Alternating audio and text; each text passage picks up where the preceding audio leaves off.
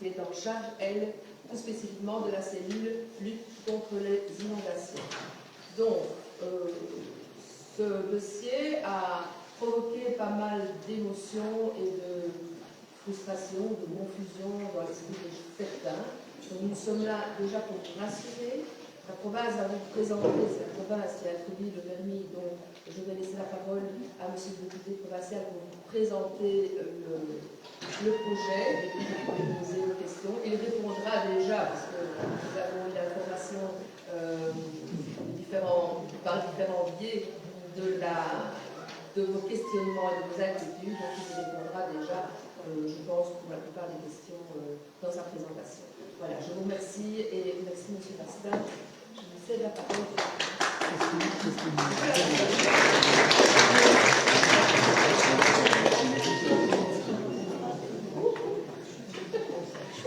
Je sois debout ou assis, ça va, debout c'est mieux. Voilà, bonjour à tout le monde. Comme l'a dit Carole, c'est toujours important à un moment donné où la population se pose des questions de les rencontrer. On préfère toujours se rencontrer dans des contextes tout à fait amicaux, agréables, mais je pense que ça peut rester le cas. J'ai eu l'occasion de rencontrer, je dis toujours, je suis Madame Destroyer, ne m'en voulez pas, monsieur, mais donc j'ai rencontré les propriétaires du moulin des Planches à mon bureau, ainsi que monsieur Lécluse, et je suis venu voir sur place il y a quelques jours, c'était vendredi passé. Simplement vous expliquer, parce que c'est vrai que le niveau provincial est un niveau de pouvoir très mal connu. Notre niveau de référence, tant politique qu'administrative, c'est la commune. C'est que ce que fait la province ou quelles sont les politiques menées par la province, c'est assez peu connu. Je vais simplement vous expliquer en deux mots ce que nous faisons au niveau de la lutte contre les inondations, puisque nous avons en charge la gestion des cours d'eau de deuxième catégorie. Savoir qu'il y a trois catégories de cours d'eau. Les premières qui sont gérées par la région, les deuxièmes qui sont gérées par les provinces, et les troisièmes catégories pour faire simple, gérés par les communes. Donc, dans le cadre de la gestion de nos cours d'eau de deuxième catégorie et de l'obligation que nous avons de mettre en place des ouvrages pour lutter contre les inondations, nous menons des politiques, tant vis-à-vis des communes au niveau de la subsidiation de leurs propres ouvrages, que de la création d'ouvrages de lutte contre les inondations en ce qui concerne nos propres cours d'eau. Donc, en ce qui concerne, pour en revenir au projet dont question, il faut savoir que le bassin d'orage, c'est le nom générique qu'on donne à tous les ouvrages qu'on réalise pour lutter contre les inondations, qui sont plutôt des zones d'immersion, c'est-à-dire qu'on choisit un bureau d'études, détermine quel est le meilleur endroit pour faire une zone d'expansion de crue, et nous allons faire des zones de rétention, qui sont des zones tampons, potentiellement inondables, c'est-à-dire que, comme c'est le cas ici au niveau du qu'on appelle le bassin des Forges, on a créé une digue qu'on a eu l'occasion d'aller voir avec les propriétaires du terrain et M. Lepus. Je voudrais dire, petite parenthèse à ce niveau-là, c'est vrai que nous nous rendons compte que parfois on avance dans nos projets, j'y reviendrai évidemment, et vous n'avez pas la vision, que ce sont des sites qui sont fermés pour des questions de sécurité, et c'est vrai que quand on voit le site, quand on voit ce que représente le site, on comprend peut-être mieux. Donc nous avons ici sur le territoire de Beaurechin ce bassin d'orage de Forges qui a été créé en 2001 pour lutter contre les inondations et pour protéger les populations en aval. Et donc, si vous voulez, ce bassin, une fois qu'il est créé, on espère évidemment qu'une chose, c'est qu'il ne sert pas, parce que s'il ne sert pas, ça veut dire qu'il n'y a pas d'orage et il n'y a pas de débordement de l'arrêté, mais malheureusement, on le constate dans toutes nos diabarisations, dans tous nos ouvrages que nous créons, nous sommes obligés aujourd'hui de prévoir ce qu'on appelle des temps de retour, c'est-à-dire des temps où les orages sont très importants, donc des temps de retour d'orage. Malheureusement, ces orages avant, on fait des temps de retour 50 ans. Maintenant, on a des temps de retour d'orage de 200, 300 ans. Donc, on a évidemment, avec ce réchauffement climatique, beaucoup plus de risques de précipitation. Donc, notre bassin d'orage ici des Forges, le service nous dit à un moment donné, il faut le désenvaser, parce qu'évidemment, ces bassins d'orage s'envasent par le fait du passage du cours d'eau, et donc on doit le nettoyer assez régulièrement. Donc au moment d'un énorme nettoyage, donc d'un curage en profondeur, pour retrouver sa capacité initiale, le service nous propose, suite aux inondations principalement de 2021, mais c'était déjà prévu bien avant, et suite à un courrier que nous recevons aussi de deux gouverneurs, du Brabant flamand et du Brabant wallon, qui nous dit que ce bassin d'orage n'est pas suffisant, créé il y a plus de 20 ans, et qu'il faut l'agrandir. Ce que nous prévoyons, c'est un dossier qui vient au collège technique, voilà, c'est un dossier qui vient au collège provincial. Dans un premier temps, pour un simple curage, si je peux m'exprimer ici, pour retrouver la capacité initiale. Et puis ce dossier revient au collège en disant il faut profiter de l'endroit et de la capacité d'agrandissement pour augmenter la capacité de rétention d'eau pour protéger les populations en aval de ce bassin. Le dossier vient au collège, on l'accepte naturellement, et parallèlement, nous introduisons une demande, c'est important que je vous explique tout ça, parce que ça explique le cheminement que nous avons, et nous introduisons une demande de subvention à la région wallonne, puisque la région wallonne subventionne tant les communes que les provinces pour la création de ces ouvrages. Mais dans le cadre de ce qu'on appelle le projet résilience à la région wallonne, nous devons introduire, qui est assez logique, ce que nous faisons même sans subsidiation, un projet environnemental et de biodiversité, qui est un élément essentiel pour l'obtention des subventions de la région wallonne. Donc comprenez-moi bien, il y a dans ce projet ici du bassin des Forges, l'agrandissement du bassin, on augmente à peu près de 10 000 m3, 11 000 m3, Alexandra est précise, elle répondra à vos questions techniques. Donc on l'augmente de 11 000 m3, mais parallèlement, à un dossier annexe si vous voulez, il y a ce dossier environnemental et biodiversité, qui est le dossier passe à poisson, qui vous cause plus de problèmes que l'agrandissement en tant que tel, en tout cas si j'ai entendu. Donc, ce projet, il est en deux temps, si je puis dire. Donc, le dossier principal d'agrandissement et le dossier plus accessoire de passe à poisson. et de contournement de la méthane. Et c'est vrai, pas de suppression de la cascade en tant que telle dans l'ouvrage en tant que tel, mais on aurait dans ce projet pu faire passer la méthane à l'endroit de la cascade. Au départ de ce dossier, il faut savoir comment on échafaude un dossier. La plupart du temps, nos ouvrages de rétention se font au milieu des champs, sans aucune incidence pour la population, généralement sans devoir dévier des cours d'eau ou très peu. Ici, en l'occurrence, une population directe est concernée, essentiellement le moulin des Forges, et la population qui avoisine évidemment la cascade en question. Quand ce dossier est préparé par le bureau d'études, pour nous, le bassin d'orage et la création de la passe à poisson ne doit pas poser de problème. Comme je l'ai dit aux personnes que j'ai reçues et lors de ma visite sur place, on a sans doute, et je vous le dis en toute simplicité, on n'a sans doute pas suffisamment estimé l'importance que cette cascade pouvait avoir. Et à partir de ce moment-là, quand on voit, on apprend ça nous, par article de presse et par l'enquête publique, quand on apprend ça, on se voit assez rapidement, je pense qu'on s'est vu quelques jours après la clôture de l'enquête publique, on se voit assez rapidement, et je comprends que, manifestement, cette cascade, elle entend au niveau de la population avoisinante, et même l'ensemble des riverains de Beaurechin souhaitent qu'elle soit maintenue. Donc, on est parti d'un mauvais présupposé, que cette cascade n'était pas absolument indispensable, et ça c'est un élément très important. Donc, vous devez comprendre que lorsqu'un bureau d'études analyse la faisabilité d'un projet, il analyse évidemment toute une série de paramètres, mais ici en l'occurrence c'était surtout des paramètres techniques, et quand on voit l'émotion qu'a fait le projet créé, eh bien, on repense le cas échéant un projet.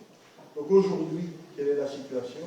On a introduit notre demande de permis, qui est une demande de permis que nous faisons à la commune, avec un avis de la région wallonne.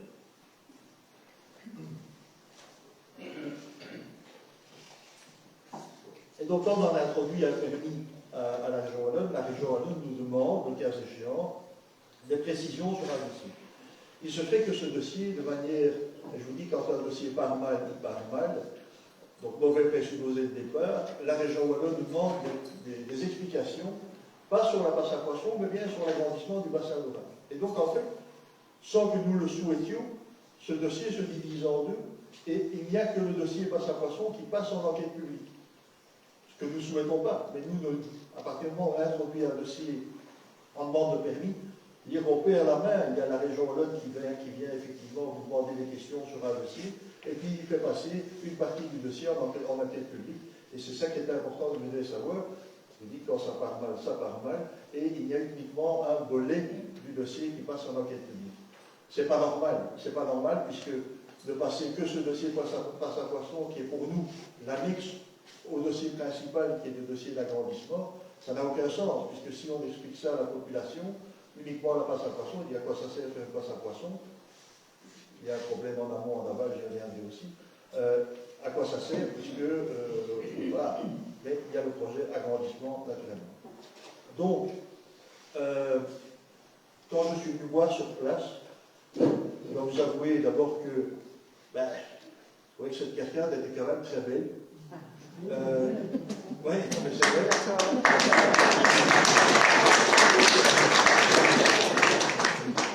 Je dis quand même très belle parce que vous devez imaginer que quand on a des dossiers techniques, personnellement, je viens jamais voir sur place, puisque c'est le boulot des bureaux d'études.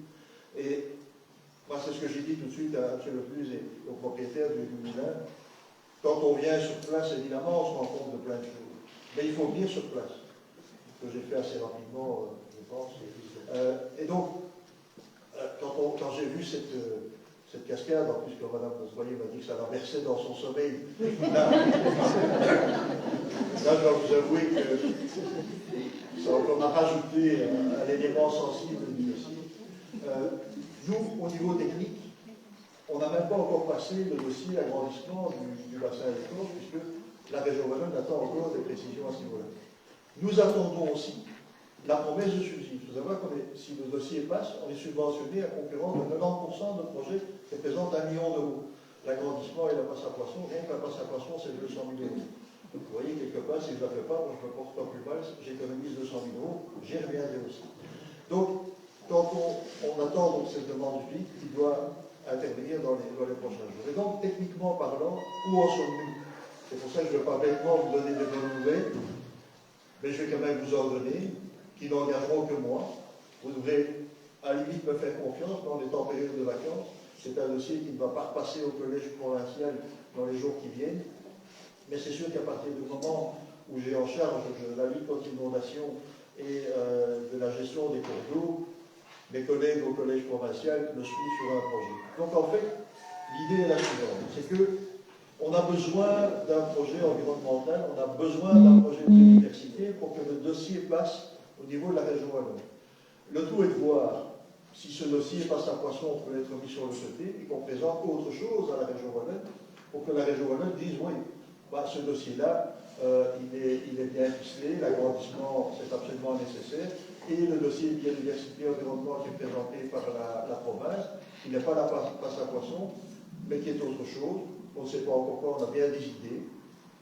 On va peut-être vous dévoiler quelques idées, mais peut-être que si on abandonne ce dossier passe à poisson, on obtiendra quand même le subside. Donc au jour d'aujourd'hui, on ne sait pas si on va obtenir ce subside de la région wallonne, malgré un dossier bien ficelé, parce qu'il y a beaucoup de projets qui sont rentrés.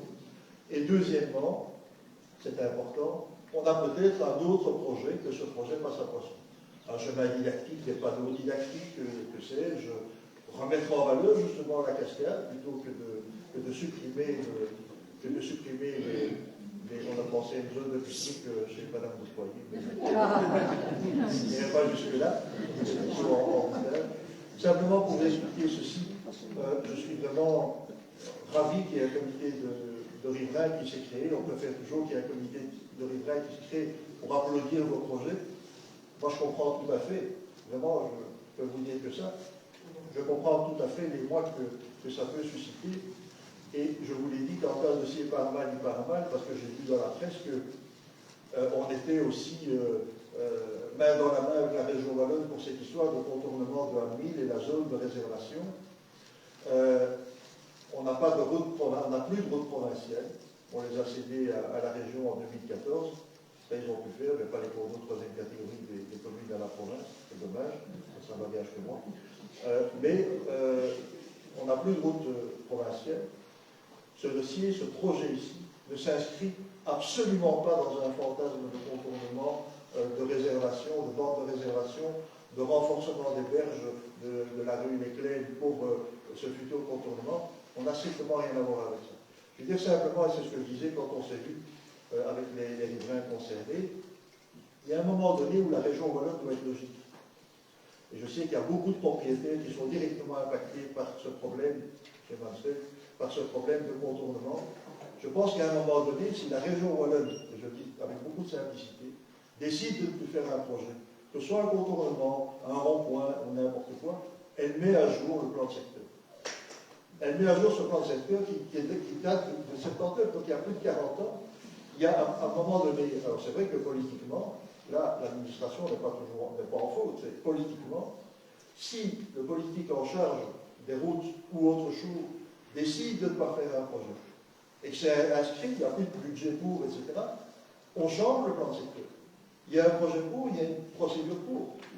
On n'est absolument pas responsable, nous, du plan de secteur, mais je comprends parfaitement les riverains, mais je voudrais, bonjour Benjamin, mais je voudrais vraiment qu'on tombe le coup à ce temps-là, on n'a strictement rien à voir avec cette question de contournement. Nous, tout ce qui nous intéresse, c'est d'agrandir ce bassin d'orage, parce qu'il doit être agrandi. Les populations en aval, je ne dis pas que ça va résoudre tout, mais ça limite le risque. Les populations en aval de ce bassin doivent impérativement être protégées. On a une demande des deux gouverneurs des deux provinces pour que les populations en aval soient protégées. On essaye de faire un maximum, ça nous coûte énormément d'argent en investissement provincial, mais c'est un cycle de nécessité. Et donc, je pense qu'ici, je peux vous le dire, et c'est pour ça que je vous dis, vous devez un peu me faire confiance, mais ça n'engage que moi dans un premier temps, on va repenser le projet. On va repenser le projet et demander à la région wallonne si, en introduisant un autre projet de biodiversité, ça peut passer au niveau de la subvention. Et comme je vous l'ai dit, on n'est même pas du tout sûr d'avoir cette subvention. Donc, la question se pose aussi. Voilà, je suis évidemment ouvert à toutes vos questions.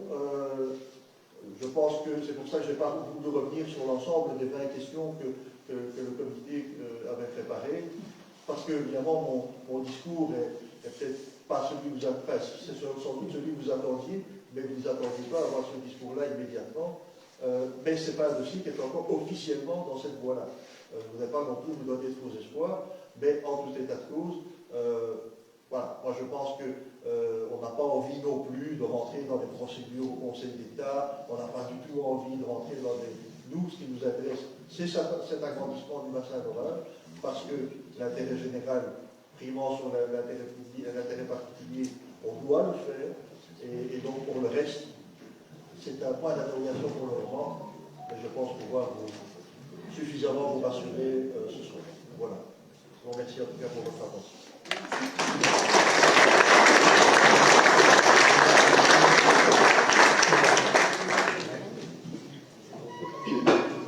Place aux questions. Oui, simplement peut-être que si vous avez vraiment des questions, Alexandra Boetz, qui est du service d'administration. Monsieur Marcel. Monsieur Bastin, je vous remercie de cette présentation et je crois que ça nous a tous aidés. Je crois que vous êtes avocat, n'est-ce pas? Je suis avocat, oui. Vous êtes avocat. Alors vous pourrez nous aider. Qu'est-ce que c'est un plan de secteur? Ça, c'est ma première question. Ma deuxième question, est-ce que c'est normal de déroger après 45 ans un plan de secteur qui n'a plus d'utilité et qui n'a plus de faisabilité non plus? Parce que ça, c'est quand même important. À partir du moment où vous nous parlez de votre bassin d'orage en extension, qui n'est pas prouvé, mais je voudrais avoir les chiffres, et donc on ne va plus faire le contournement parce que dans le plan de secteur actuel, la route passe par votre extension de bassin. Moi, je voudrais que vous m'expliquiez à cette assemblée, d'abord, ce que c'est un plan de secteur, ça c'est très clair, c'est facile pour vous en tant qu'avocat de déterminer ce que c'est. Et après ça, est-ce que c'est normal de déroger un plan de secteur de 45 ans? Merci. Oui, monsieur Marcel. D'abord, le plan de secteur, je ne suis pas spécialisé en urbanisme, hein, donc ce n'est pas mon corps business. Donc, ma carrière d'avocat a été sérieusement mise sur le côté du fait de la technique. Mais ce n'est pas grave, j'ai quand même répondu. Le plan de secteur détermine simplement les faisabilités de construction ou pas au niveau du territoire. Donc il y a des zones rouges, des zones vertes, des zones bleues, etc. Pardon. On va rentrer dans les détails qui déterminent les possibilités de construction. Alors vous avez raison, et peut-être que nous n'obtiendrons pas notre permis sur l'extension, parce qu'aujourd'hui la région wallonne considère que cette réservation, j'ai donné mon avis sur la question de la réservation, je me suis quand même suffisamment engagé. Moi je ne sais pas quel est le but de en tout cas la finalité aujourd'hui de la région wallonne concernant ce contournement, je n'en sais strictement rien. Je veux dire qu'aujourd'hui, c'est vrai qu'un agrandissement de bassin d'orage, alors vous apprécierez ou pas, je sais que vous êtes vous-même terriblement impacté depuis des années par cette problématique. Peut-être que la région wallonne va considérer qu'un agrandissement de bassin d'orage n'est pas hautement problématique si jamais un jour, hypothétique, je ne sais pas du tout où ils en sont, ils décident de faire ce contournement. Voilà, alors, est-ce qu'il y a, je veux dire, un différentiel au niveau du type de permis à octroyer entre une maison et un agrandissement de bassin? Je dois vous avouer que je n'en sais strictement rien aujourd'hui. Puisqu'aujourd'hui, je l'ai dit, techniquement, je termine, techniquement, le dossier bassin d'orage n'a même pas encore fait l'objet d'une enquête publique et la région wallonne doit se prononcer à ces égards. Oui, alors comment se fait-il que vous, province, vous n'avez pas demandé à la région wallonne avant d'introduire votre projet, qu'est-ce qu'il compte en faire? Parce que c'est facile de sortir un projet et de dire on nous a demandé, on croit que les raisons climatiques font que vous nous avez bien roulé dans le chocolat. C'était très bien votre présentation. Mais concrètement, après 45 ans, est-ce qu'on est encore en droit d'exiger cette zone de réserve d'expropriation qui fait 150 mètres de large sur une route qui n'en fait plus que 25, d'après votre projet? Alors, je ne comprends pas que, étant un pouvoir subrogé à la région wallonne, vous n'êtes pas d'abord envie de savoir ce que la région wallonne allait faire et de laisser les riverains dans les trains qui sont depuis 45 ans. Ça, je ne comprends pas. Et ça, c'était votre responsabilité en tant que conseiller provincial. Merci. Député, mais c'est pas grave. Mais, non, vous dites conseiller, mais c'est député, mais c'est pas grave. Député, excusez-moi, député, c'est bien entendu. Non, non, mais sur la question strictement technique de dépôt d'un permis, je dis qu'il y a plein de permis qui se déposent, qui se déposent le cas échéant sur des zones de réservation, et puis la région wallonne se positionne, puisque je crois que vous êtes pas mal dans la situation où vous avez fait des demandes de permis alors qu'il y avait cette zone de réservation. Je dis que nous, c'est ce que je viens de vous dire, je ne peux pas vous dire mieux, je ne vous ai pas roulé dans le chocolat ou dans la farine ou dans n'importe quoi. Nous, ce qu'on nous demande, c'est de préserver les populations. Vous l'appréciez ou vous ne l'appréciez pas, nous, on nous demande de préserver les populations et de limiter le risque d'inondation. J'ai absolument rien d'autre par rapport à ça à vous dire. Vous êtes d'accord, vous n'êtes pas d'accord, c'est pas pas mon problème. Moi, c'est mon rôle. C'est mon rôle de préserver l'intérêt général. Je comprends que vous avez un intérêt particulier, c'est tout à fait légitime. Vous me dites pourquoi est-ce que vous n'avez pas interrogé la région wallonne. On a introduit une demande de permis, et puis ils se positionnent par rapport à ça. Je ne sais pas, je ne connais pas leur position au jour d'aujourd'hui. C'est ce que je viens de dire. Je ne sais pas vous dire mieux. Mais on ne les interroge pas au préalable. C'est comme ça que ça se fait. Voilà. Merci, monsieur. Merci, monsieur le député. Après votre présentation, ce qui est intéressant, c'est qu'ayant lu à plusieurs reprises le document, je viens de découvrir qu'il s'agit d'une compensation environnementale. Donc, après avoir lu plusieurs fois le dossier, la compensation environnementale, c'est quand un projet d'ordre infrastructure ou industriel, pardon. C'est pas une compensation. C'est pas une compensation, c'est une obligation. Non, c'est simplement pour être précis. On a souhaité, dans le cadre de l'agrandissement du bassin d'orage et du volet de lutte contre les inondations, également adjoindre un volet environnemental à ce projet, qui est la rivière de contournement, la passe à Poissy. Et donc, pour des raisons qui sont purement budgétaires au niveau de la province, on a dissocié effectivement ces deux éléments en deux dossiers de demande de permis d'urbanisme, mais qu'on souhaitait mener de front, simplement parce que ces deux aménagements vont se faire sur des lignes budgétaires qui sont différentes. C'est la seule raison. Mais légalement, ce n'est pas une compensation environnementale. Ce n'est pas une c'est un volet environnemental. C'est un volet environnemental. Et donc, dans le cadre du projet résilience donc de la région wallonne, à partir du moment où, c'est comme nous faisons des appels à projets à destination des communes, et donc dans le cahier des charges, si on peut l'appeler comme ça, ou dans les obligations qu'on doit remplir pour essayer d'obtenir la subvention, c'est automatique, il y a ce volet environnemental. Je n'ai peut-être pas été assez précis à ce Non, mais je veux dire, la question, c'est donc que ce volet environnemental ne doit pas se trouver à proximité même du site en question. Cette compensation peut se trouver n'importe où sur la commune, voire sur la province. Tout à fait, mais c'est pour ça que c'est important de ne pas parler de compensation, qui est une autre technique qui n'a rien à voir ici. Ici, on est dans le cadre d'une subvention régionale, et dans le cadre des obligations ou des demandes de la région, pour avoir une chance d'être retenue. Donc elle doit être au dossier, mais elle ne doit pas être une passe à poisson, et elle doit être de qualité environnementale, et elle ne doit pas se trouver sur le site même. Voilà, pour donner un autre exemple. Et donc la question, est-ce qu'à ce moment-là, pour réfléchir à cette partie-là, pour éviter les difficultés qu'on rencontre actuellement, est-ce qu'on peut imaginer qu'un comité de riverains réfléchisse avec l'autorité provinciale à définir un projet qui aurait les qualités pour avancer, quoi. C'est exactement ce que j'ai dit, et le but de ma visite vendredi passé au Moulin des Forges et la visite du bassin d'orage, c'est exactement ça. Quand je vous ai dit, sans aucune flagonnerie, je suis content qu'il y ait un comité de riverains qui s'est créé, on préfère toujours que ce soit pour approuver nos projets plutôt que de les critiquer. Ici, en l'occurrence, on n'a pas apprécié suffisamment l'intérêt patrimonial et l'intérêt simplement sentimental de cette cascade. C'est un fait. On l'a mal apprécié. Voilà, je ne peux pas vous dire mieux. Réfléchir avec les riverains à quelque chose d'autre, comme des circuits didactiques ou des panneaux didactiques pour expliquer quel était le moulin il y a des siècles, qu'est-ce qu'il est devenu, pourquoi est-ce que cette cascade existe, pourquoi est-ce que le moulin ne tourne plus, l'existence du lièvre, que sais-je encore.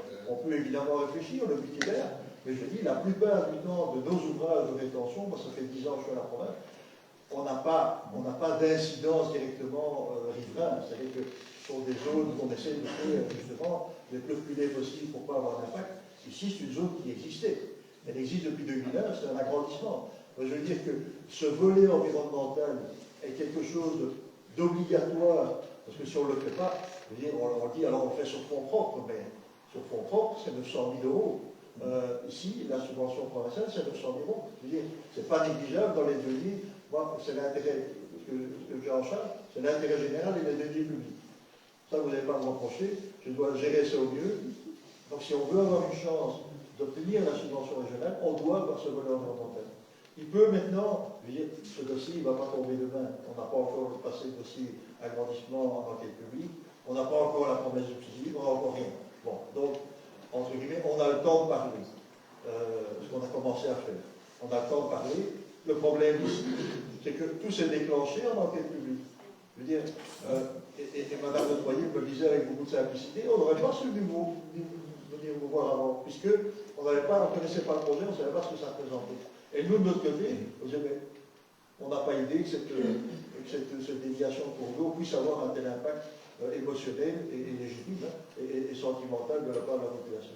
Donc je veux dire que, voilà, en plus on est dans une période un peu compliquée au niveau des vacances, etc. Mais on a commencé, on a entamé les débats, on s'est vu à mon bureau et on s'est vu sur place en quelques jours de temps. Voilà, je pense que c'est quand même la preuve qu'on peut, en quelques jours de temps, se voir et être assez progressif. Et je veux dire que le fantasme aussi du pot de terre contre le pot de terre, oubliez-le, je pense qu'il y a moyen de discuter avec les autorités. Carole et Brigitte m'ont directement proposé d'organiser une réunion qui est une réunion informelle, qui ne s'inscrit pas dans la procédure urbanistique ici du dossier. Mais c'est très important d'expliquer les choses. Il ne faut pas... Voilà, il est parti un peu en vrille, c'est vrai, mais je pense qu'il peut partir en vrille pour quelque chose de positif, M. Mitch. Oui. Je vous remercie d'abord pour toutes les infos assez positives que vous nous avez données, mais j'ai quand même encore quelques questions. Je ne comprends toujours pas, vous avez expliqué le contexte de manière assez complète, et je ne comprends toujours pas comment ce petit dossier annexe a pu partir tout seul. Il y a bien quelqu'un dans l'administration ou ailleurs qui a dû actionner à un moment donné quelque chose pour lancer ce dossier tout seul dans la nature. Et j'ajoute, je reste convaincu, mais je me trompe peut-être, que si, comme apparemment c'était votre intention première, si vous aviez lancé le dossier global d'extension du bassin et ce dossier annexe, les mesures de publicité vis-à-vis de la population auraient dû être beaucoup plus importantes et auraient touché beaucoup plus de monde, puisque à juste titre, c'est un projet d'une plus grande ampleur et qui a un impact encore plus clair, je dirais, sur les habitants de la ville. Donc ça, c'est la première chose. La deuxième chose, reste quand même, et bon, je peux comprendre que dans le cadre du plan de résilience et de redressement de la région wallonne, on cherche à mettre du contenu qui justifie l'obtention des subventions très importantes d'ailleurs de l'Union européenne. Mais quelle est la pertinence des choix qui ont été faits? Là aussi, on peut se poser des questions, puisqu'ici, on voit tous les dégâts, même émotionnels, que ça a fait. Mais rien que sur le bassin de la Dilgette, il y a 250 points, 250 obstacles à la circulation des poissons. Et donc, on ne connaît pas la situation sur l'ensemble du bassin. On a quand même des doutes que ce projet soit très loin. Mais pourquoi avoir choisi ce petit aménagement qui a des répercussions qui sont assez étonnantes, qui a des répercussions qui sont assez étonnantes. D'abord, bon, vous dites effectivement vous n'êtes pas concerné par le contournement de la Mille, mais dans le dossier, malheureusement, il y a un plan là, très clair qui introduit une alternative à la voirie de contournement de la Mille. Cette voirie passe en bordure de la zone Natura 2000, elle est tracée ensuite dans le Bois Nicaise, dans le site du Bois Nicaise qui est classé. Elle exige la démolition de la cascade qui fait partie de l'inventaire du patrimoine immobilier culturel de la Wallonie, et elle enlève quelque part un élément qui donne toute sa signification au moulin à eau historique que ça représente. Et donc il reste quand même quelques doutes, et je vais rajouter un élément. Une connaissance nous a rappelé un article qui est paru le 18 février 2022 dans l'Avenir, Brabant Wallon, signé Laurent Soblens, qui est souvent bien informé pour tout ce qui concerne notamment Beaubechin et Grignoisseau, et où on lit ce qui est... on parle d'un courrier adressé à M. Jadot, qui est un responsable de la région wallonne, le 14 décembre 2021. Gilles Mailleux et Jans Pau, respectivement gouverneur du Brabant wallon et gouverneur du Brabant flamand, exprimaient leur volonté de pouvoir disposer d'un projet actualisé de voirie de contournement afin de vérifier la faisabilité et donc de réaliser au plus vite l'agrandissement du bassin d'orage. Et donc, ça jette, même si par ailleurs on dit, ben oui, mais si les giratoires sont faits, on va supprimer le contournement de l'Armille. Mais qu'est-ce qu'il en est de cette lettre? Est-ce que c'est bien son résumé? Est-ce que ça veut dire qu'il y a encore certains qui pensent qu'il faut aménager, même d'une façon, je dirais, moins ambitieuse, le contournement de l'Armille? Et il se fait que tout ça, on le retrouve, ou on le devine, dans le dossier, le petit dossier qui a été introduit et pour lequel on est réunis aujourd'hui. Je vais répondre à vos deux questions. La première question, je vous l'ai dit, je ne m'explique pas la scission du dossier. Pour nous, ça me posait bien. Donc j'ai demandé des explications, donc je les ai obtenues. Je vous l'ai dit quand on s'est vu vendredi. Je n'ai pas plus d'explications aujourd'hui, mais c'est vrai que c'est une... voilà. Je ne souhaitais absolument pas que ce dossier soit servi. Ça n'a pas de logique stratégique, absolument aucune. Bon, j'aurai l'explication, je vous la donnerai dans le cadre de discussions futures, sans le moindre problème. Sur le deuxième aspect des choses, alors, c'est vrai que ça peut paraître très bizarre d'avoir un projet passe à poisson alors que vous avez un ouvrage en amont et un ouvrage en aval, et de toute façon, le poisson ne sera plus passé. Bon. Savoir que dans le cadre du code de l'eau, c'est ça? Dans le cadre du code de l'eau, il y a une directive régionale qui prévoit que nous devrons, tous les gestionnaires de cours d'eau en tout cas, supprimer au maximum les ouvrages qui empêchent le libre passage des poissons. Bon, c'est évidemment un projet à très long terme, puisque c'est sûr que des ouvrages, vous l'avez rappelé, des ouvrages sur les cours d'eau, il y en a énormément qui empêchent la libre circulation des poissons. On n'est pas en zone de frais des saumons qui remontent à l'aise du lac, malheureusement.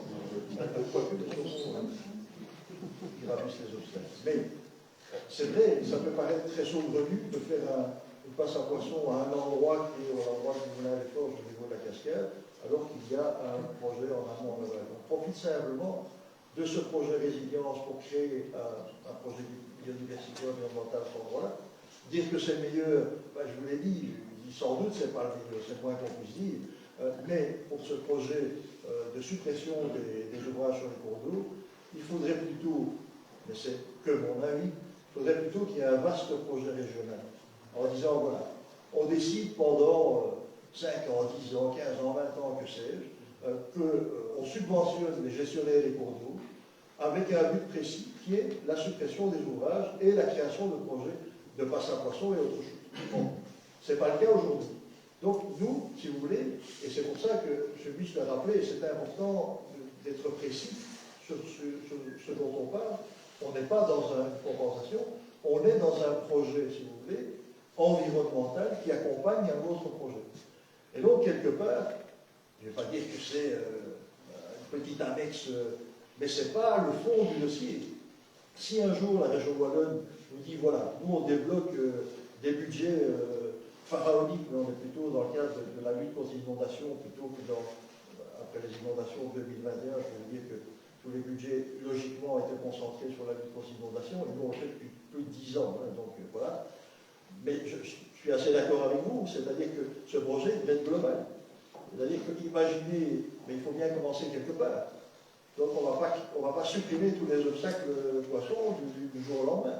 Donc Donc ici, on profite d'un projet pour présenter un projet de biodiversité. De nouveau, je ne sans doute pas le meilleur, mais simplement pour répondre à votre question sur la question des passes à poissons. Ben oui, c'est sûr qu'il y aura toujours à un moment donné un obstacle. Vous n'allez pas réaliser tout en une fois en un claquement de doigts. Donc forcément, il y aura toujours un obstacle au passage des poissons, jusqu'au jour où on aura tout supprimé, tous les obstacles. Donc c'est vrai. Pardon ? Oui, bien sûr, mais je veux dire, à la limite, c'est un projet. Les cours d'eau n'ont pas de frontières. Je veux dire, au niveau administratif, on parle par bassin d'orage, par bassin versant. Et donc, les cours d'eau n'ont pas de frontières administratives, sauf les gestionnaires. Et donc, c'est vrai que c'est un projet global. Donc, moi, j'adore les poissons. C'est sûr qu'on serait tous contents qu'ils puissent remonter nos cours d'eau. Ce n'est pas le cas aujourd'hui parce qu'il y a beaucoup d'obstacles. Mais demander à la province qui gestionnaire uniquement des cours d'eau de deuxième catégorie de solutionner ce problème-là, ce n'est pas possible. C'est un projet vraiment régional, voire fédéral, évidemment. Mais ici, on est dans des compétences qui sont des compétences à la fois régionales, communales et provinciales. Voilà. Mais ça, pour moi, ça doit être un projet global. Voilà. Monsieur le président. Au sujet du détournement de Hamelin, c'est un projet que j'entends depuis 45 ans. Combien de temps va-t-on attendre? 50 ans, 60 ans, 70 ans? Parce que ce projet va avoir un impact sur la cascade. D'après ce que j'ai compris, si ce projet est adopté, la cascade disparaît. Alors combien de temps va-t-on garder ce projet? Il n'y a pas de limite légale. Je l'ai dit, je l'ai expliqué avec les réactions légitimes que j'en ai expliqué. Je ne suis que député provincial, je ne suis pas en charge des matières régionales. C'est une matière strictement régionale. Alors c'est très compliqué en Belgique et ça fait un peu l'idée, mais ce n'est pas mon problème, c'est le problème des autres. Mais le plan de secteur et le contournement potentiel de la ville, c'est vraiment un projet régional. Donc il faudrait, à un moment donné, vous écriviez tous de concert à la région pour leur demander. Mais c'est vrai que, et je le répète, c'est vraiment très inconfortable pour les gens concernés d'avoir une inscription d'une zone de réservation de 150 mètres sur X kilomètres, alors que ce projet, comme d'autres, je dis ce projet, j'en sais rien, mais un projet ne se réalise pas, c'est vraiment pas normal.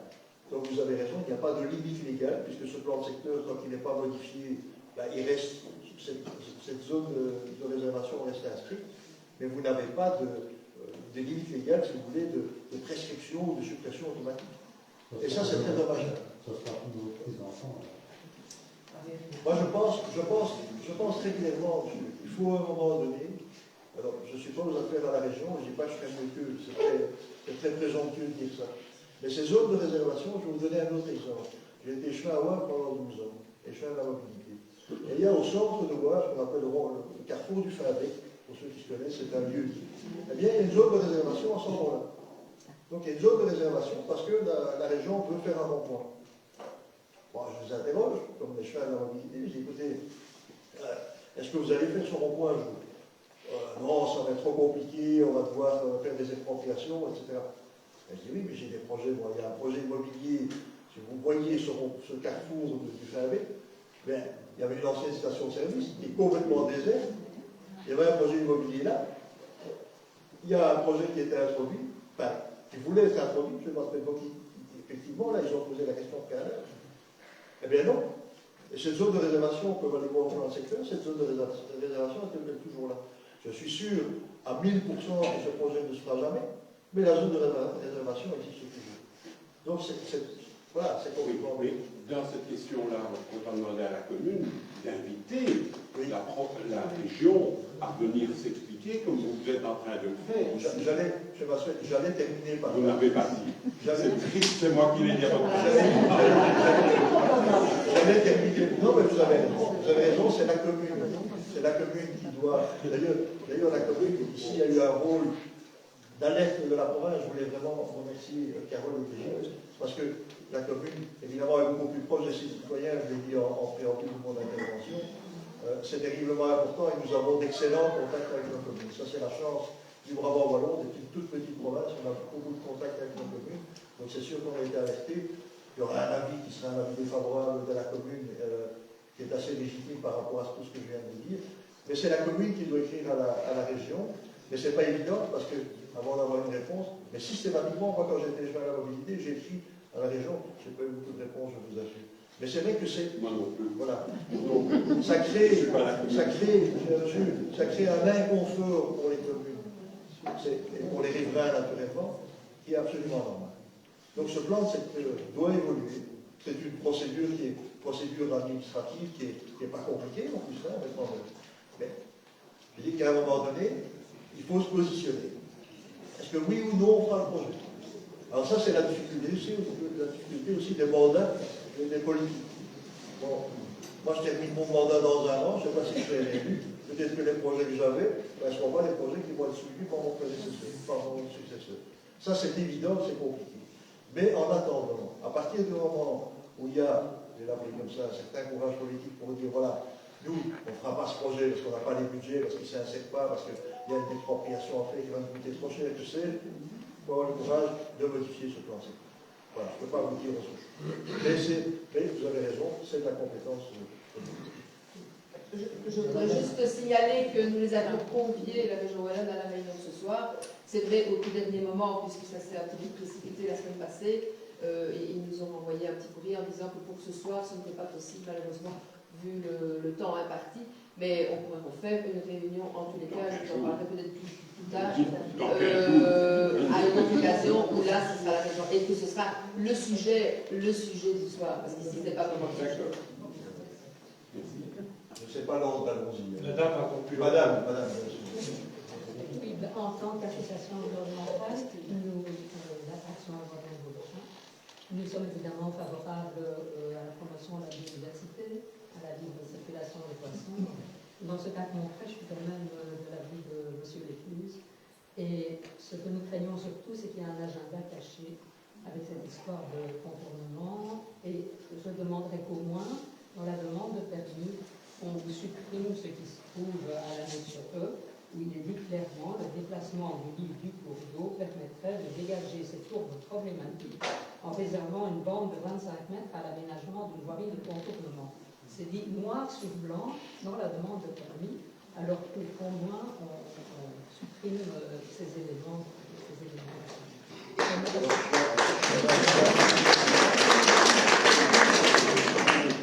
Je vous l'ai dit, il n'y a absolument aucun agenda caché. Moi, je n'ai rien à voir avec Madame Rosa, que je sois belle.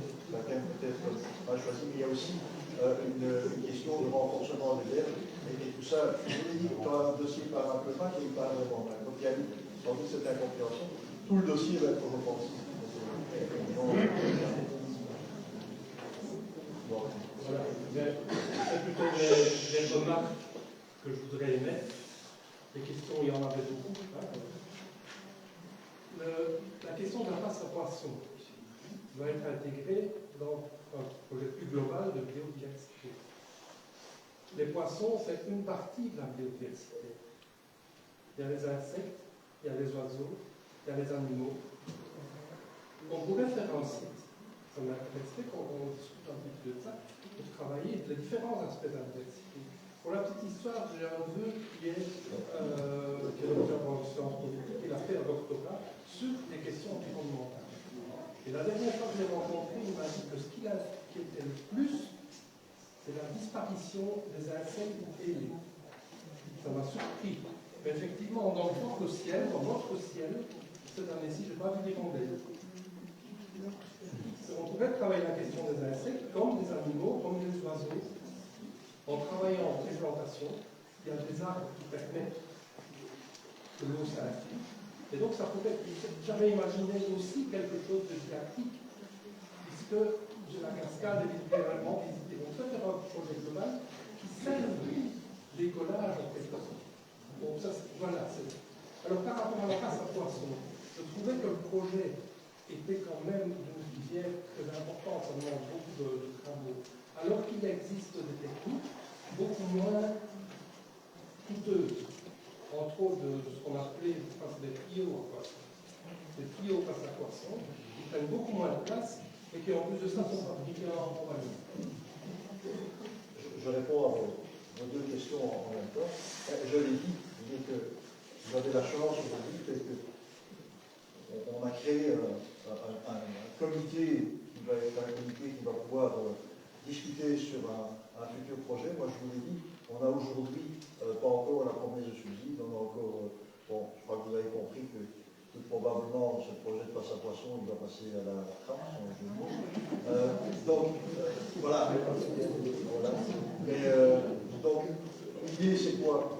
L'idée, c'est à partir du moment où vous avez créé un comité ici, un comité de riverains, je pense qu'il y a plein de gens qui se connaissent, enfin, quoique, à Beaubouchet, tout le monde se connaît, mais c'est l'occasion, oui, de penser, de repenser à des projets. Je vous dis, on a déjà commencé à échafauder des pistes à ce niveau-là. Je ne veux pas dire qu'on va pouvoir rentrer un dossier avec des idées de tout le monde, mais c'est l'occasion, effectivement. J'ai parlé de panneaux didactiques, de parcours didactiques aux alentours, savoir que la zone en tant que telle, la zone actuelle de rétention d'eau est déjà un endroit de biodiversité magnifique.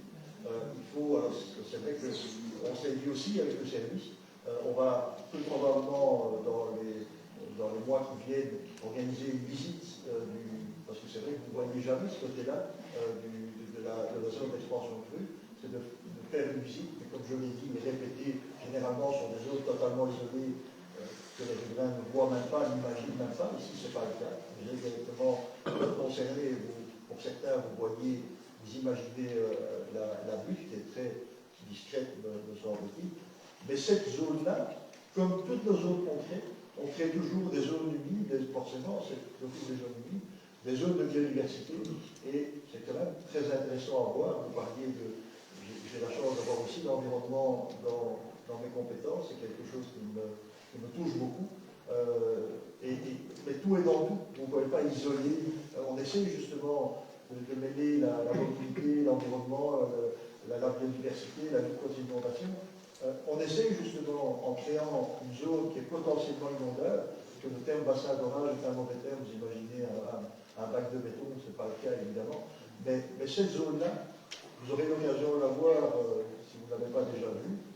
C'est extraordinaire de flore, de faune, on n'en a pas vu directement, mais certainement, ces zones-là sont des zones vraiment protégées. Donc, l'idée, c'est quoi? C'est qu'avec les personnes qui ont créé ce comité, c'est pour réfléchir à des projets environnementaux. Moi, je suis preneur, hein. Franchement, je préfère vous écouter, vous, dans ce cas-ci, qu'un bureau d'études qui a certainement moins d'impact. Monsieur, vous voulez parler? En complément de monsieur, pour parler de biodiversité, il y a des biches, il y a des faisans, il y a tout. Il parle de mettre éventuellement des plantations. Mais moi, en habitant, j'habite depuis 3 ans ici, ils ont déjà chipoté dans le bassin d'orage pour le nettoyer. En 2001, ils l'ont fait. Moi, je me demande, la capacité du bassin d'orage, il fait quoi maintenant? Il fait 28 000 mètres cubes. Et donc, en 20 ans, vous devez l'agrandir de 50%. Non, vous ne m'avez pas bien compris. En 2001... Moi, je peux juste dire, c'est une zone de biodiversité. Il ne faut pas aller chipoter tous les 5 ans là-dedans. Hein. Parce que les travaux de nettoyage, ils étaient assez grands. Hein. Parce que nous, on habite juste en face. Donc, avec toute la terre, c'est tout de même assez intensif. Hein. Effectivement, ce sont des travaux qui sont très importants. Il faut savoir que le bassin d'orage, quand il a été réalisé au début des années 2000, il avait 28 000 m3 de capacité. Et au cours des années, suite aux différents événements orageux, aux différents événements où il s'est rempli avec l'eau, les sédiments se sont déposés dedans. Ce bassin d'orage, du coup, est passé de 28 000 m3 à peu près 19 000 m3. Parce qu'il n'a pas Les été travaux entretenu. importants que vous avez vus au moment en 2020, c'était justement pour redonner cette capacité initiale au bassin d'orage. Donc, passer des 19 000 m3 aux 28 000 m3, qui était la capacité originale. Mais avec les 11 000 m3 que vous voulez l'agrandir, Dans vos yeux, donc on peut c'est passer suffisant. de 28 000 maintenant à effectivement 39 000 m3. Mais les premiers travaux qu'on a fait ici en 2020 étaient nécessaires. Déjà parce que, le bassin d'orage perdait en volume de rétention et donc perdait en efficacité pour protéger les zones aval des inondations, mais également parce que le milieu tendait à se refermer. Donc avec ces sédiments qui sont apportés à chaque fois par le cours d'eau au moment des crues, ce terrain devient de moins en moins humide et de moins en moins propice également à accueillir cette biodiversité qui est typique des milieux humides. Mais moi, je parle de la quantité prévue. Est-ce que dans vos yeux, à plus long terme, il est assez grand, le projet avec 11 000 m3, pour ne pas aller à nouveau dans 10 ans ou 15 ans, l'agrandir à nouveau? Ce qui est important, sur la question du nombre de bassins d'orage, sur la question des capacités, c'est évidemment important. Le nettoyer, en supprimant, on ne supprime pas, oui, forcément on atteint un peu la biodiversité, mais c'est absolument nécessaire. Le but premier de ces zones de rétention, c'est de retenir l'eau. Donc l'alluvionnement de ces bassins n'est pas quelque chose de souhaitable. Donc on maintient la biodiversité. C'est bien si vous pouvez aller voir maintenant pour voir quelle faune il y a dans ce bassin, qui n'empêche pas en tant que tel l'accumulation d'eau. Je veux dire que nous, les zones qui sont choisies au niveau des bassins d'orage, au niveau de l'ensemble de nos cours d'eau, on essaie d'en créer le plus possible. On essaie qu'ils soient, au niveau de la capacité et de leur gabarit, le plus important possible. Ce sont des bureaux d'études qui les dimensionnent pour limiter au maximum le risque. Il est évident qu'on n'a pas la possibilité de faire, comme à Jodogne, sur la petite jette, des bassins d'orage de 300 000 m3 sur tous les cours d'eau. C'est-à-dire qu'il y a des zones Natura 2000, il y a des zones urbanisées, etc. Donc, ce n'est pas forcément évident de créer, il faut une zone propice qui soit déjà une zone encaissée, etc. Donc, il faut bien comprendre que nous, quand on a un projet de création d'une zone de rétention sur un de nos cours d'eau, on gabarise au maximum, on essaye que le coût, si vous voulez, le ratio coût-rétention soit le plus important possible, parce que les nouveaux sont des deniers publics, mais on essaie d'en créer un maximum. Donc, de dire que le bassin qui est créé au niveau du moulin des Forges suffira pour supprimer tout risque d'inondation, c'est impossible.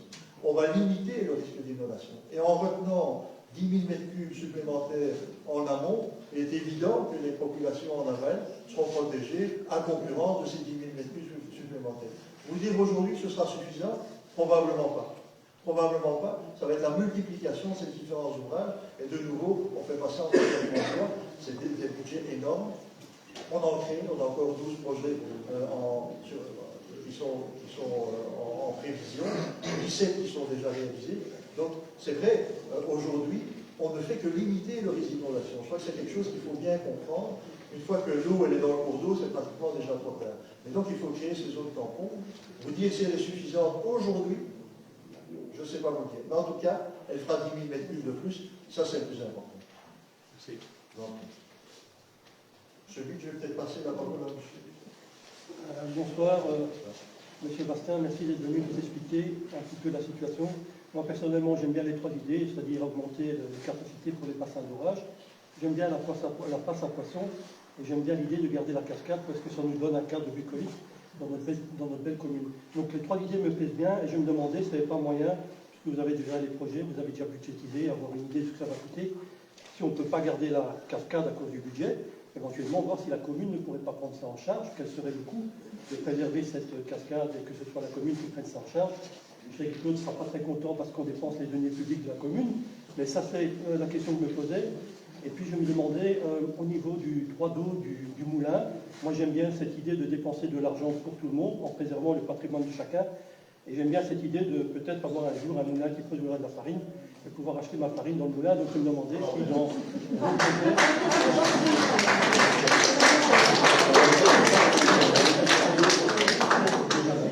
Je me demandais si dans votre projet, il n'y avait pas moyen justement de garder ce droit d'eau, de faire en sorte que la structure permette le jour où les propriétaires du moulin veulent se servir de cette eau pour éventuellement faire de la farine ou autre chose. On peut penser à des systèmes électriques.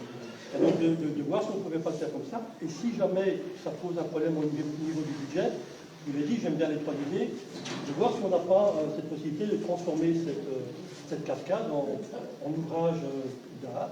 Je sais qu'il y a des fonds qui peuvent être éventuellement développés, que ce soit régional, national, européen. Donc je vais poser cette question. Donc, moi j'ai bien aimé vos explications, j'aime bien le cadre qui est bucolique, mais j'aime bien aussi cette idée de permettre aux poissons de se balader un peu plus loin et d'avoir des bassins d'orage pour éviter qu'on ait le pied dans l'eau. Voilà, je vous remercie. Merci pour la question. très intéressante par rapport à cette question aussi du droit de l'eau. Pardon? Non, mais je réponds.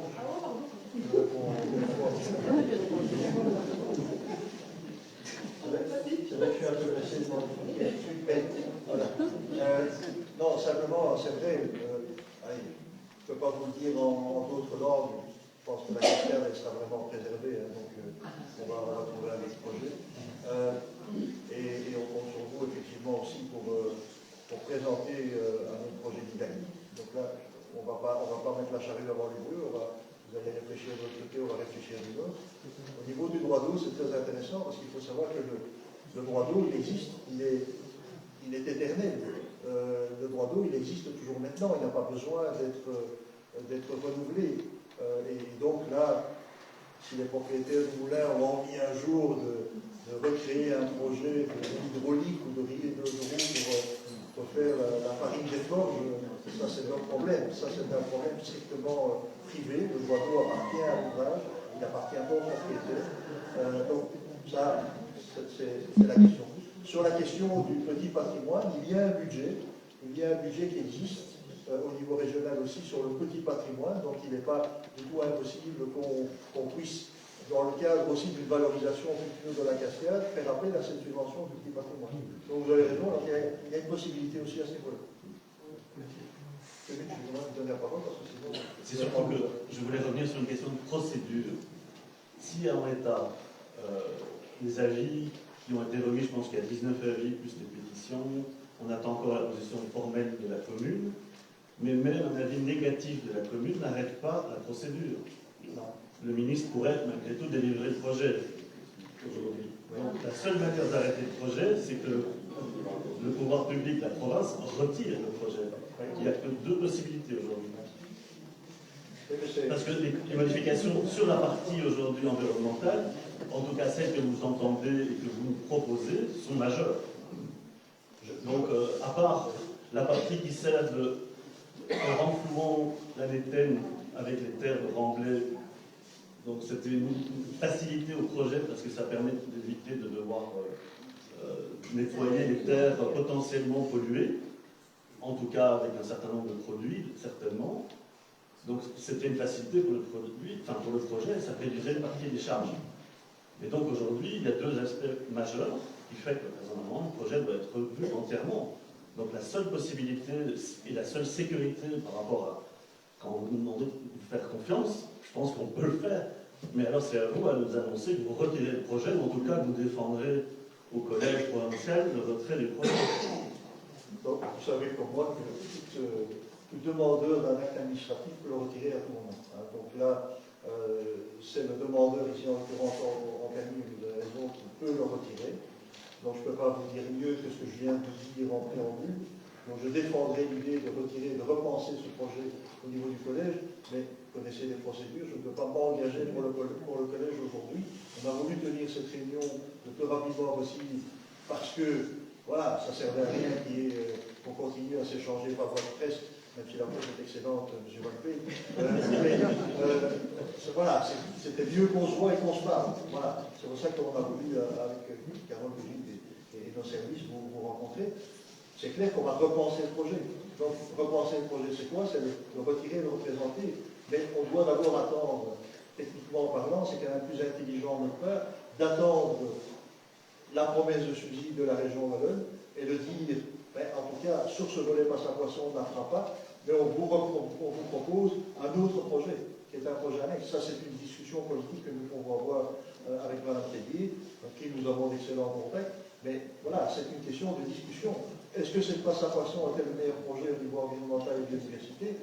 Probablement pas. Pourquoi? Ben voilà, regardez, il y a un comité de terrain, on a mal mesuré l'impact au niveau de la population. Voilà, c'est quelque chose, évidemment, dans ce cadre-là, pour représenter un projet, pour le retirer, le représenter. Voilà. Mais moi, je préfère d'abord, avant de faire ça, d'avoir la promesse de subside, parce que ça veut dire quoi? Ça veut dire quand même qu'ils sont sur notre... Ouais, ils sont engagés. Alors, ils peuvent nous dire après, oui, vous changez votre projet. Ouais, d'accord. Mais en tout cas, sur l'agrandissement, ils se sont positionnés, ce qui nous intéresse au premier chef. Et si on propose un beau projet environnemental et biodiversité, crois que vous êtes assez nombreux pour qu'on puisse l'imaginer ensemble. Je crois qu'il y a moyen de le représenter. Comme Mme Tellier est assez ouverte sur les questions. Voilà, moi je pense qu'il y a moyen de discuter de ça en discutant la situation. Donc voilà, moi je dois dire que j'ai pas trop d'inquiétudes par rapport à ça. J'ai des inquiétudes au niveau de l'obtention du subside, ça par contre, hein, ça c'est évident. On est très peu d'élus au niveau de ces subventions. Donc on avait été retenu sur 2 projets sur 10. Un projet sur 10. Bon, donc c'est pas évident. Mais voilà, donc techniquement parlant, là je peux m'engager sur ce dossier, je représenterai ce dossier au collège avec une autre formulation sur ce volet environnemental. Le volet agrandissement ne changera pas. Donc là, c'est facile à expliquer à la région. Le volet biodiversité, environnement changera. Et le mot contournement, ne l'utilisez pas dans le projet. Oui, on changera ceci. D'abord, on changera. Monsieur Wiesmann. Je n'ai pas compris les questions concernant l'extension de la Seine-Saint-Laurent. Est-ce que vous avez déjà des plans provisoires pour restaurer l'extension de la Oui, ça, ils sont dans le dossier, mais ça, si vous souhaitez, on peut, dans le cadre de nos discussions futures, on peut, parce qu'il y a quand même beaucoup de plans. Ça va se situer derrière chez moi, donc je vous tente. Oui. Ça va aller. Ben, on aurait dû se voir vendredi aussi, parce que là on a pu voir sur le terrain, mais c'est vrai qu'on a voulu le faire très rapidement et donc on n'a pas su convoquer tout le monde sur place. Mais il y a une extension qui se fait du côté Moulin. Vous le dire comme ça, c'est difficile, mais on s'échangera. C'est pas du côté où il y a une maison, parce que moi j'avais fait donc ça.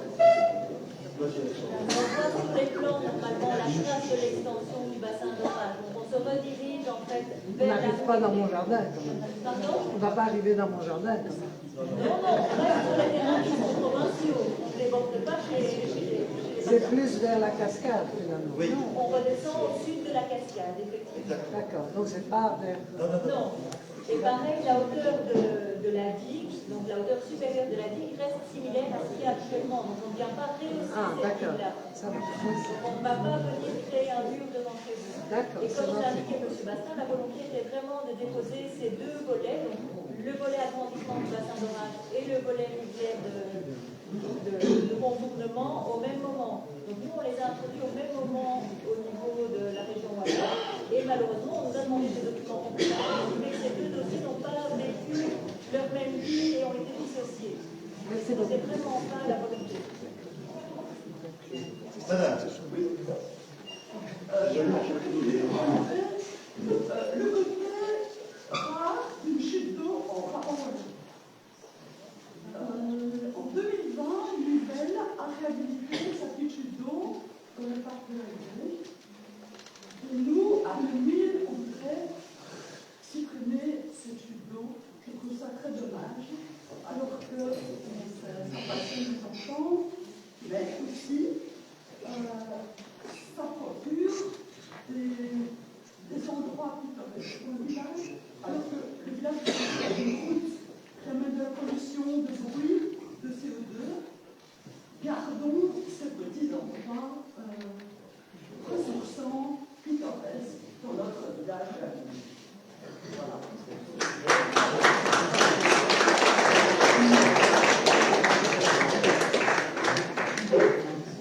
Merci pour votre intervention. Je crois que vous aurez compris que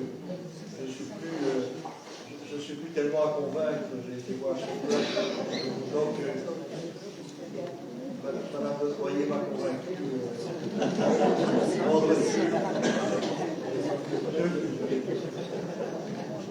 Ceci, je vais vous donner un peu de retour. Vu l'assistante nombreuse qui est ici, malgré la date qui est très particulière à la charnière des mois de juillet et du mois d'août, malgré les conditions météo. Et je salue notre plus jeune femme qui s'intéresse à la politique, Océane.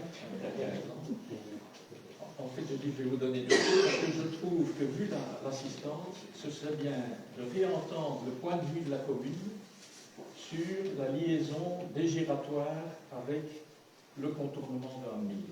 Tantôt, vous n'avez répondu en fait qu'à une de mes 2 questions. J'avais parlé de la lettre des 2 gouverneurs.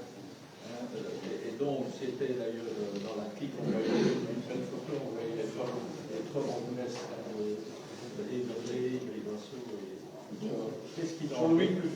Je trouve que ce serait bien de réexpliquer la situation des giratoires et du contournement, donc du point de vue communal.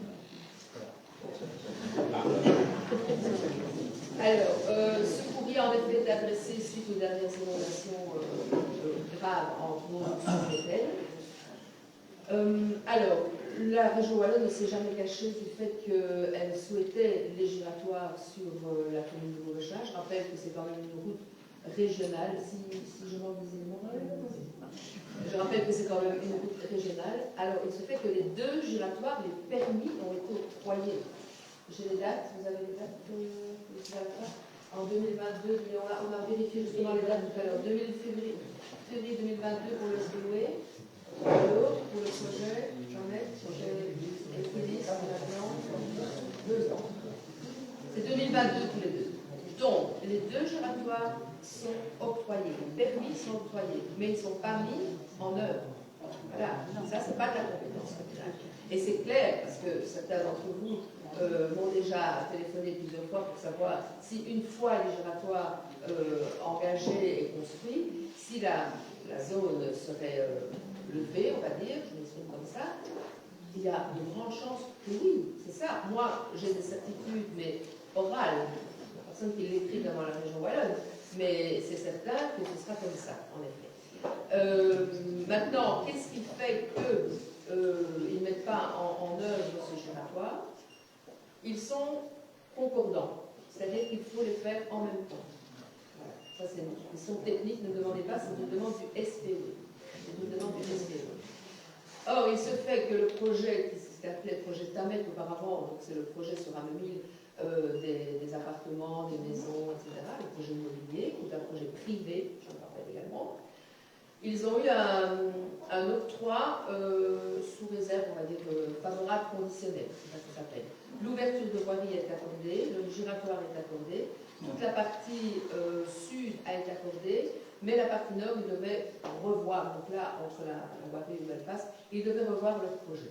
Il se fait que ce projet a été vendu, peut-être sous condition, ça je n'en sais rien, parce que de nouveau c'est du privé, à Equilis, et que Equilis souhaite revoir, ne souhaite pas calquer, on va dire, ne souhaite pas s'approprier l'ancien projet, il souhaite le revoir. Il avait rencontré, je ne sais pas si ils ont rencontré AEB, mais ils ont rencontré l'Acadora en tous les cas. Ils ont rencontré plusieurs associations afin de se mettre d'accord pour aussi préserver l'environnement et faire quelque chose d'harmonieux. Et je peux vous l'annoncer, parce que nous avons eu l'information la semaine passée, ils nous ont demandé d'organiser, enfin c'est eux qui vont l'organiser, c'est eux qui vont faire la publicité, mais ils souhaitent venir présenter leur projet, leur nouveau projet à la population. Ce sera une réunion d'information comme aujourd'hui, et la date a été fixée à la rentrée, le lundi 4 septembre. Vous pouvez déjà noter vos agendas, je ne connais pas encore l'heure parce que c'est eux qui vont déterminer ça. Ils ont demandé une salle à la commune, je pense qu'on va leur donner le Vergalan, parce que là, au Vergalan, ils devraient projeter le projet. Au Vergalan, nous sommes équipés, ici on n'a pas de connexion, etc. Donc ce sera au Vergalan à la réunion, le 4 septembre prochain, qui est un lundi. Vous pourrez poser vos questions également. Et suite à ça,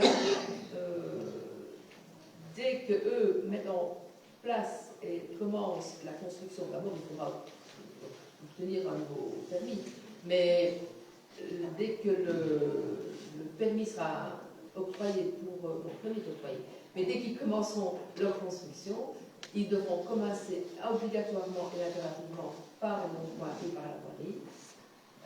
L'autre non-point du SPOE suivra également, et je pense que la zone de réservation sera donnée. Voilà.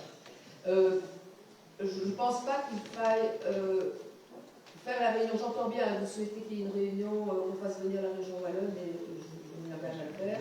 Par rapport au permis, comme on l'a déjà annoncé, Marco, demain nous avons un collège communal, c'est pour ça que la réunion a lieu aujourd'hui. C'est demain que nous devons commencer pour respecter les délais impartis et légaux. Et nous, en l'état, je dis bien en l'état, comme présenté, nous émettrons un avis défavorable pour la sauvegarde de la cascade, etc. Tout en n'oubliant pas quand même que l'intérêt général prime également par rapport à la lutte contre les inondations, mais ça je pense que personne n'est contre la lutte contre les inondations. Donc, voilà. Mais notre avis en collège sera défavorable demain. Donc voilà, ça avance sur Ameville, ça avance, mais ça avance encore. Pour la commune, pour la province. Alors, je vais me permettre, mais je crois que tu dois y aller. Voilà. Voilà, je suis désolé, mais je vais répondre à votre question, mais j'ai perdu mon papa ce matin, je voulais absolument être là avec vous ce soir, mais mon agenda est un peu bouleversé, vous comprendrez.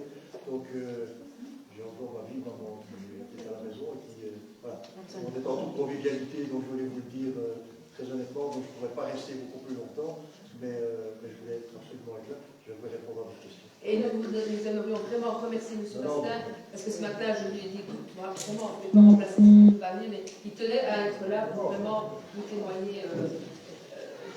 Mais voilà, moi, ce n'est pas une question, c'est simplement vous remercier, M. Bastin, d'être là, de nous avoir donné de si bonnes nouvelles. Merci à Mme la bourgmestre d'avoir bien voulu organiser tout cela aussi. Mais vraiment, ça m'a très, très touchée que vous soyez présent et vraiment nous parler comme ça, très humainement. Je crois que ça a fait plaisir à tout le monde. Et je voulais remercier tous les citoyens d'être là. Merci beaucoup.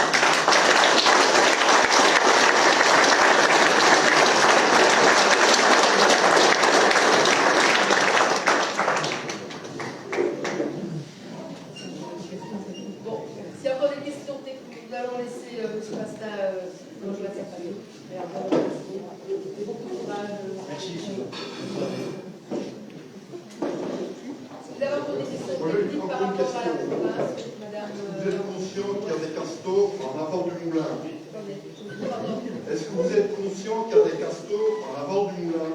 Et qui dit castor, dit barrage. Barrage sur la rivière. Est-ce que tout ça est surveillé? On surveille effectivement la présence des barrages de castors. Malheureusement, castor, ou heureusement, est une espèce protégée, donc on peut concilier les intérêts de chacun et on essaye de faire au mieux. Il y a une conférence avec le représentant de l'Agora et le conseiller en environnement de la commune de Beauchamp à propos des castors, parce que n'y connaissant rien, j'avais quand même des inquiétudes en voyant certaines conséquences de la présence des castors, notamment au niveau d'arbres des troncs gigantesques qui deviennent vraiment comme un diabolo. On se dit, là, au plein, j'avais quand même des inquiétudes. Et bon, je ne suis pas du tout une spécialiste sur cette rien, mais voilà, ce que j'ai écouté et les suivis qui sont faits sont quand même rassurants, parce que j'avais des craintes comme vous. Les inondations, on est là depuis des années, on en a peur. Je me souviens encore du tout premier groupe de travail sur les inondations. Il y avait entre autres Jean